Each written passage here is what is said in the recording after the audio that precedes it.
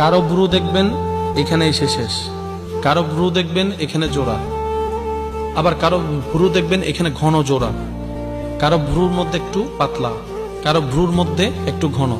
আপনার এই ভ্রুটা ধরে দেখেন সফট, নরম, ধরে দেখেন, দেখেন শক্ত না নরম?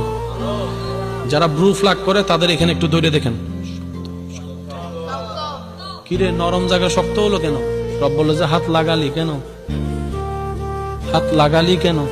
এই ক্ষেত্রে আমার পরামর্শ, আমার যে সমস্ত মা বোনেরা ভ্রু ফ্লাক করেছেন, আমি যতটুকু আমার বিশ্বাস, হয়তো কেউ বেশিরভাগই ইচ্ছা করে করেনি, শাস্তে গিয়েছেন, কেউ একজন করিয়ে দিয়েছে, হয়তো কারো ফাঁদে পড়ে করে ফেলেছে। যদি এমন কেউ থাকেন, আমার আওয়াজ শুনছেন, আমি বলবো আপনি প্রথমে আল্লাহর কাছে তওবা করেন। প্রথম কাজ এটা, আল্লাহর কাছে সাহায্য চান, দেখবেন আল্লাহ তাআলা আপনার ভ্রুকে আবার কুদরতি ব্যবস্থাপনায় আগের চেয়ে আরো সুন্দর সাজায় দিবে। সুবহানাল্লাহ।